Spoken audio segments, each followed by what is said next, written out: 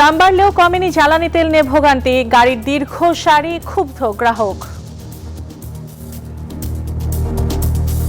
খাওয়া দাওয়া নাই, টাইম মতন চলতে পারতেন, আমরা মানুষ নিয়ে চলে যেতে পারতেন, সেবা দিতে পারতাছি না। তেলের দাম বাড়িয়েও আমরা যাতে তেলটা অ্যাভেলেবেল পাই। অযৌক্তিক বলছেন বিশেষজ্ঞরা। তেলের দামের সঙ্গে মার্জিন বাড়িয়ে তেলের দাম বাড়ানো হয়েছে। এটা ভয়ঙ্কর কাজ করেছে সরকার। সংকটে তেলের মূল্য বৃদ্ধিতে বিরোধীদের তোপের মুখে সরকার। বাংলাদেশে বর্তমানে কত দিনের অকটেন ডিজেলের মজুদ আছে? পাম্পগুলো কেন পর্যাপ্ত পরিমাণ তেল পায় না? দাম বাড়ানোর পেছনে আইএমএফ এর চাপ নেই বললেন অর্থমন্ত্রী। আমন্ত্রণ ব্যবসা বাণিজ্য আর অর্থনীতির সর্বশেষ খবর নিয়ে নিউজ 24 এর নিয়মিত আয়োজন পূবালী ব্যাংক পেলসে বিজনেস টাইমে। সাথে আছে পিঙ্কি সানোয়ার। এতক্ষণ দেখছিলেন সংবাদ শিরোনাম, এবার বিস্তারিত।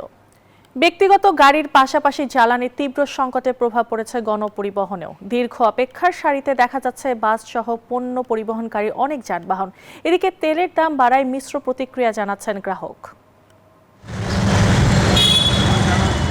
জ্বালানি সংকট কাটবে কবে, এমন প্রশ্ন আজ দেশের সবার। ফিলিং স্টেশনে দীর্ঘ সারি এখন চিরচেনা দৃশ্য। দিনে কিংবা রাতে ঘন্টার পর ঘন্টা অপেক্ষা, গ্রাহকের নিত্য ভোগান্তি। ব্যক্তিগত গাড়ি আর মোটরবাইকের সারি নিয়েই বেশি আলোচনা হয়েছে এতদিন। তবে জ্বালানি সংকটের চড়া উত্তাপ এবার দেখা যাচ্ছে গণপরিবহন আর পণ্যবাহী যানবাহনের ক্ষেত্রেও। নিয়মিত মিলছে না পর্যাপ্ত তেল, ব্যাহত গণসেবা। সরকার তো বলতে আসছে, আর আমরা পাচ্ছি না, আমরা কি করব? গাড়ি চাক্কা না ঘুরে তখন আমরা কিভাবে চলবো? সকালবেলা গেলে বিকাল দুপুর রাইত হয়ে যায়। অ্যাক্টিভ এক সিঙ্গেল, আবার এই তেলের দাম বাড়া ফেলাইছে। বেশিরভাগ পাম্পেই ঝুলছে তেল নেই সাইনবোর্ড। অভিযোগ, চাহিদার বিপরীতে ডিপো থেকে সরবরাহ কম। কালকে যেটুকু আসছে ওইটুকু রাতে শেষ হয়ে গেছে। কিছু বাস পাইছে, কিছু পায় না আর কি। একদিন যদি তেল না পায় ওদের সমস্যা হয়ে যায়, আরেকদিন গাড়ি চালাতে পারে না, সারাদিনটাই ওদের মাটি। গ্রাহকের কপালে দুশ্চিন্তার ভাঁজ এখন আরো পুরু। অভিযোগ, দাম বাড়লেও কমছে না ভোগান্তি।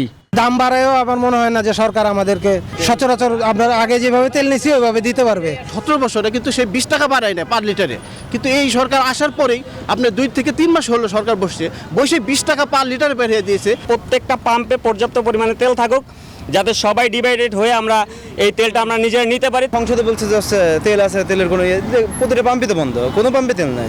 জ্বালানি তেলের সংকট যেন মহামারী রূপ ধারণ করেছে। দেশ জুড়েই এমন চিত্র। তেলের এমন মরক মোকাবেলায় করণীয় কি, সেই প্রশ্ন ঘুরছে সবার মনে। মাহমুদুল হাসান ইমন, নিউজ 24, ঢাকা। এদিকে জ্বালানি তেলের দাম বৃদ্ধি নিয়ে অর্থনীতিবিদরা বলছেন এছাড়া সরকারের হাতে বিকল্প কোনো সুযোগ ছিল না। তবে জ্বালানি বিশেষজ্ঞরা আরও বলছেন, বিশ্ববাজারে যখন দাম কমছে তখন এভাবে উচ্চ হারে মূল্য বৃদ্ধি একদম অযৌক্তিক। এদিকে তেলের মূল্য বৃদ্ধির খবরে পরিবহন ভাড়া বাড়ানোর কথা জানিয়েছেন বাংলাদেশ পরিবহন মালিক সমিতির নেতারা। আর উৎপাদন খরচ বাড়বে বলছেন বিজেএমইএ। রিয়াজ সুমন জানাচ্ছেন বিস্তারিত। মধ্যপ্রাচ্যে যুদ্ধের জেরে বিশ্ববাজারে 2 মাস ধরে অস্থির জ্বালানির বাজার। এতে তেল আমদানির ব্যয় বাড়লেও দেশে দাম বাড়ায়নি সরকার। ফলে বিপুল পরিমাণ ভর্তুকির চাপে পড়ে বিপিসি।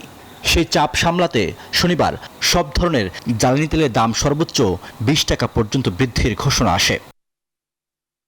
দেশের বর্তমান অর্থনৈতিক বাস্তবতায় দাম বাড়ানো ছাড়া কোনো উপায় ছিল না বলছেন এই অর্থনীতিবিদ। আমাদের অর্থনীতি যদি আরও শক্তিশালী থাকতো তাহলে হয়তো আমরা তো কিছুটা পিছিয়েছি এই মূল্য যে সমন্বয় যেটা করা হলো মূল্য বৃদ্ধি, তো এটা হয়তো আমরা আরও হয়তো পিছাতে পারতাম। তবে বিশ্ববাজারে যখন জ্বালানি তেলের মূল্য কমতে শুরু করেছে, এমন সময়ে উচ্চহারে মূল্য বৃদ্ধিকে অযৌক্তিক বলছেন জ্বালানি বিশেষজ্ঞরা। অভিযোগ করেন, মূল্য বৃদ্ধি করেও জনগণের তেল প্রাপ্তি নিশ্চিত করতে ব্যর্থ হচ্ছে সরকার। সরকার যেখানে $120 থেকে মূল্য নেমে $90 নিচে চলে এসছে, আরো গ্রাজুয়ালি নামবে ধারণা করা যায়, সেই সময় সরকার মূল্য বৃদ্ধি করে সরকার কার কল্যাণ করবে। এদিকে জ্বালানির দাম বৃদ্ধির প্রভাব পড়তে শুরু করেছে জনজীবনে। এর মধ্যে গণপরিবহনের ভাড়া বৃদ্ধির সিদ্ধান্ত নিয়েছে পরিবহন খাতের নেতারা। আর উৎপাদন খরচ বাড়ার আশঙ্কা করছেন তৈরি পোশাক শিল্পের মালিকরা। কেমিক্যালের দাম বাড়ছে, ডাইসের দাম বাড়ছে, কিছু কেমিক্যাল পাওয়াই যাচ্ছে না। সো এটার তো একটা ইম্প্যাক্ট আছে। তো এটার যে একসাথে আপনার বাড়তি টাকা, এটার ইফেক্ট অবশ্যই মালিকের পূর্বের যে অবস্থান বা আয় তার থেকে তার এফেক্ট পড়বে। তো এফেক্ট পড়লে এটাকে তো সমন্বয় করতে হবে। অর্থনীতিবিদরা বলছেন জ্বালানির দাম বৃদ্ধির অভিঘাত পড়বে মানুষের জীবন ধারণের সব ক্ষেত্রে। মূল্যস্ফীতি সহ বাড়তে পারে অর্থনৈতিক ঝুঁকি, যা নিয়ন্ত্রণই সরকারের জন্য বড় পরীক্ষা। অনেক সময় আমরা দেখেছি যে এটা অযৌক্তিকভাবে এই চাপটা বাড়ানো হয়। যেমন আমরা দেখেছি যাত্রী চলাচলে, গণপরিবহনে এটার যে একটা ব্যয়ের যে অংশটা এটার কারণে বাড়বে, দেখা যায় যে হয়তো টিকিটের মূল্যটা তার থেকে অনেক বেশি মাত্রায় বাড়ানো হয়েছে। এইসব জায়গায় কিন্তু একটা ব্যবস্থাপনার দিক আছে। এমন বাস্তবতায় অর্থনীতির গতি বাড়ানোর পাশাপাশি সমন্বিত বাস্তবভিত্তিক জ্বালানির নীতি গ্রহণের মাধ্যমে সরবরাহ নিশ্চিত করার পরামর্শ বিশেষজ্ঞদের। রিয়াদ সুমন, নিউজ 24, ঢাকা।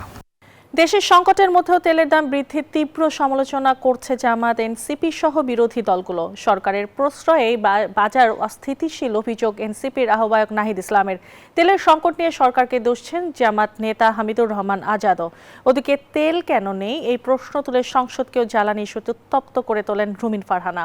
আর বিদ্যুৎ ও জ্বালানি মন্ত্রী জানান, বেশি কেনা ও অবৈধ মজুদি কৃত্রিম সংকট তৈরি করেছে। বিশ্বের যুদ্ধ পরিস্থিতি বিবেচনায় এনে সমন্বয় করার কথা বলে জ্বালানি তেলের দাম বাড়িয়েছে সরকার। সরকারের এমন সিদ্ধান্তে তীব্র প্রতিক্রিয়া এসেছে বিরোধী দলগুলোর পক্ষ থেকে। তারা বলছেন, তেলের সংকট নিয়ে সরকার প্রথম থেকেই নাটক করছে, পুরোটাই সরকার নিয়ন্ত্রিত সিন্ডিকেটের কাজ। একটা কৃত্রিম সংকট তৈরি করে, মানুষের একটা ভোগান্তি তৈরি করে তারপরে দামটা বৃদ্ধি করা হলো। কারণ মানুষের কাছে এখন অপশন দুইটা, যে সে তেলের পাম্পে দাঁড়িয়ে থাকবে, লাইন ঘন্টার পর ঘন্টা, তেল পাবে না। এখন তার কাছে তেলের লাইনে দাঁড়ানোর থেকে দাম বেশি হলেও সে কিনতে আসবে, এরকম একটা মনস্তত্ত্ব পরিবেশ তৈরি করে তারপরে দামটা আসলে বৃদ্ধি করা হলো। পুরোটাই পরিকল্পিতভাবে করা হয়েছে, সিন্ডিকেটরা এটা করেছে এবং সরকারের প্রশ্রয়, সরকারের অংশগ্রহণ না থাকলে এটা আসলে সম্ভব হতো না। সরকার যে জ্বালানি তেলের মূল্য বৃদ্ধি করেছে, এটা আমি প্রথম বলবো একটা অপরিণামদর্শী এবং একটি গণবিরোধী সিদ্ধান্ত।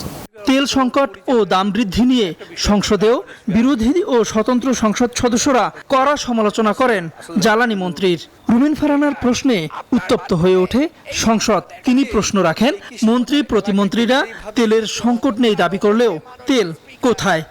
আমরা দেখলাম মাঝরাত পর্যন্ত ড্রাইভাররা দাঁড়িয়ে আছে, তারা তেল পাচ্ছে না, কিন্তু সরকারের সেই ব্যাপারে কোনো হেলদোল নাই। জাতীয় সংসদে লিখিত বক্তব্যে জ্বালানি সংকট কাটাতে সরকারের উদ্যোগগুলো অবহিত করেন বিদ্যুৎ ও জ্বালানি মন্ত্রী। তবে সংকটের জন্য প্যানিক বাইং ও অবৈধ মজুদকে দায়ী করেছেন তিনি।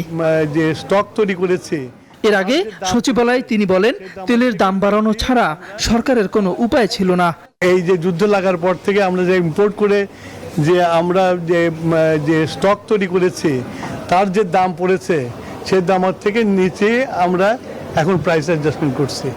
এটা করতে বাধ্য হয়েছি আমরা, কেননা এটা বৈদেশিক মুদ্রাতে কিনতে হয় এবং সেটা যাতে কিছু বেরিয়ে আমরা স্বর্ণীয় লেভেলে থাকতে পারি সেই ব্যবস্থা করেছে। শনিবার রাতে ডিজেল, পেট্রোল, অকটেন ও কেরোসিনের দাম লিটারে 15 থেকে 20 টাকা বাড়ানোর ঘোষণা দেয় সরকার। তাওহিদুল ইসলাম, নিউজ 24, ঢাকা। আইএমএফ এর সঙ্গে আগের সরকারের করা চুক্তির সব শর্ত মেনে নেবে না বর্তমান সরকার। জনস্বার্থের বাইরে গিয়ে নেওয়া হবে না কোনো ঋণও। বিশ্বব্যাংক আইএমএফ এর বৈঠক নিয়ে সচিবালয়ে এসব কথা বলেন অর্থমন্ত্রী। তিনি জানান, আইএমএফ এর চাপে জ্বালানি তেলের দাম বাড়ানো হয়নি, বৈশ্বিক পরিস্থিতি বিবেচনায় নেওয়া হয়েছে এমন সিদ্ধান্ত। আওয়ামী লীগ সরকারের সাথে আইএমএফ এর এই প্রোগ্রামটা নেওয়া হয়েছে, এখানে অনেক ধরনের শর্ত ওখানে দেওয়া আছে। এর মধ্যে অনেকগুলো শর্ত তো আমাদের কাছে গ্রহণযোগ্য নাও হতে পারে, তাই না? আমরা যে এই শর্তগুলো আমরা গ্রহণ করব, সেটা জনগণের যদি কোনো ধরনের স্বার্থ সংরক্ষণে বাধাগ্রস্ত হয়, সেই সিদ্ধান্ত তো আমরা একটা নির্বাচিত সরকার নেব না। শেষ করছি পূবালী ব্যাংক বিজনেস টাইম। ধন্যবাদ।